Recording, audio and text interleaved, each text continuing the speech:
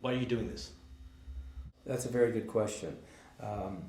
Why did I decide to do this? After saving myself, and what made me decide to want to, send the message out there, get the message out there, and that's a great question.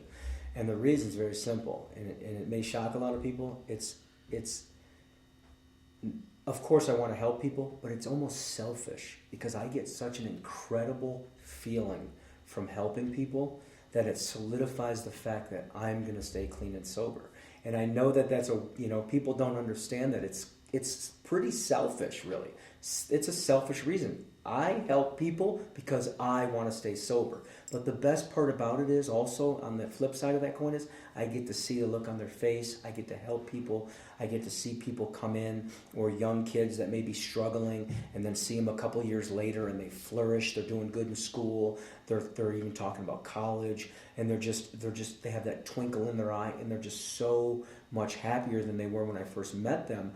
And also another aspect of that is I've seen them help people, and then they get the feeling that I get when I help people, and they understand, and it'll carry with them the rest of their life. And I guarantee that those kids it'll be a part of their lives to help people because they understand that feeling that they get, which is it's nothing compares to it, and it's incredible. And that's why I decided that helping people, especially children and young people, is the way to go, and what I want to do, because what I get in return, money can't buy it.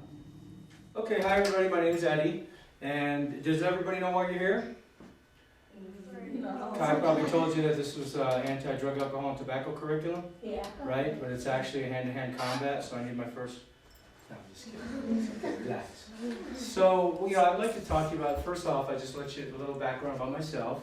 I'm a recovered drug addict, alcoholic, and that was a very sad part of my life, and fortunately I'm clean and sober now, and I realized that I had a lot to offer to people, and send a message, and give you a little story about what my life was like growing up. When I was your age, my life wasn't normal at all. Started drinking and doing drugs when I was 8 years old, and I thought that was okay at 8 years old. So I saw a lot of things that kids shouldn't see. I didn't have any structure, and it led me to believe that it was okay to drink and do drugs and smoke weed and cigarettes, and I did it all pretty much.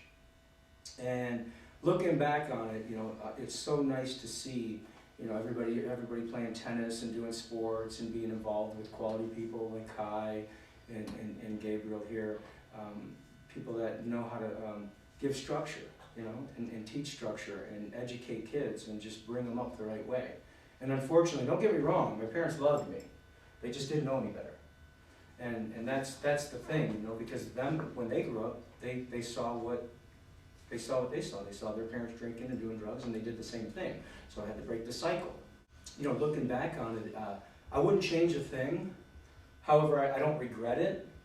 And it made me the person that I am today, standing here in front of everybody and being able to, send a message. And I'd like to give you a little story about, it led me to, my drinking and drug abuse led me to jail. I've seen my friends shot right in front of me, next to me, stabbed. I've had friends that have died in drinking and driving, and killed themselves, killed other people. A lot of tragedy. I've seen friends overdose on drugs and die right in front of me. I've actually died on the table at Summerlin Hospital. I overdosed on drugs and I flatlined and I was clinically dead, and they didn't think I was going to make it, and here I am. So I'm very fortunate, and on top of that I was able to beat cancer. I had cancer when I was 19, and I had some chemotherapy and some radiation, and I was able to pull through that. But it's so painful for me. Throughout that treatment I still used drugs and alcohol, because it was, the pain was so great emotionally and physically. Anything you want to be. Anything. Doesn't matter. If you put your mind to it, you can be anything you want to be. If you want to be a professional skateboarder, you're a skateboarder. You want to be a doctor, be a doctor. Just dedicate yourself to whatever you want to be the best at it, and you'll never, ever be disappointed in yourself. See your friends, talk to them just like this. Not down to them. Don't ever talk down to them. Don't judge them, no matter what they say. No matter what they say, if they tell you the most horrific things, try to find a way to get them help, whatever the case is. But whatever you do, don't gossip about it, don't make fun of them. just be honest, sincere, quality people, and just, you know, have good character.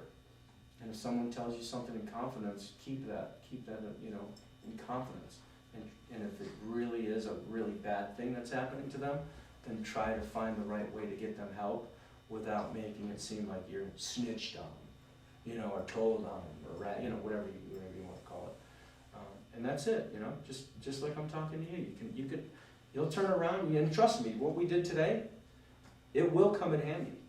It may not come in handy, you know, tomorrow, but sometime you're gonna run across someone who's said exactly what I said, or they're going through something that, you know what's gonna happen, the consequences, jails dying on the table, people dying next to them, and you're gonna say, oh, I can help this person. It's how many people have I seen be able to pull themselves up from the bottom and become productive members of society. And you know, tragically, I believe it's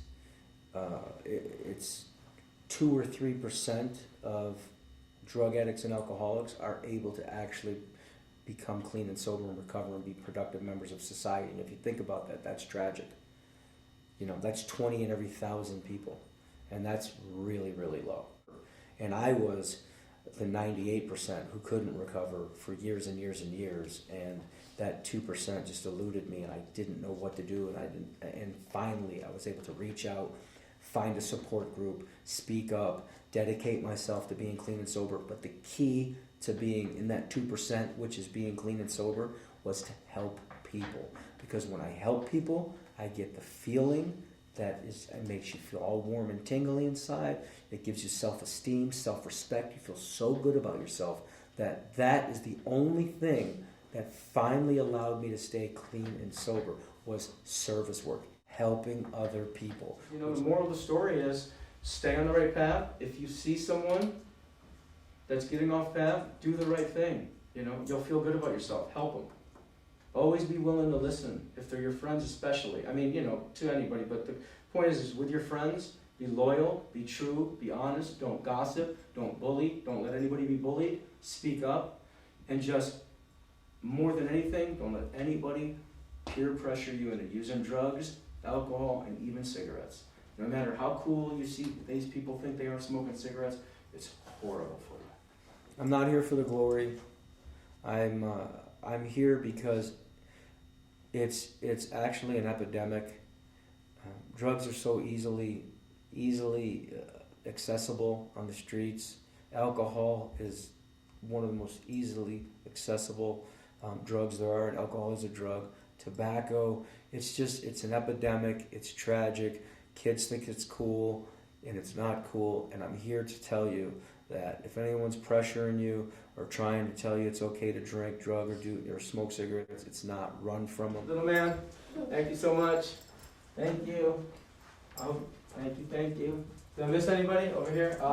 Little tennis. I appreciate everybody coming. Thank you. I hope you learned something. And pass the message on. Seriously, don't be afraid to speak up. Okay?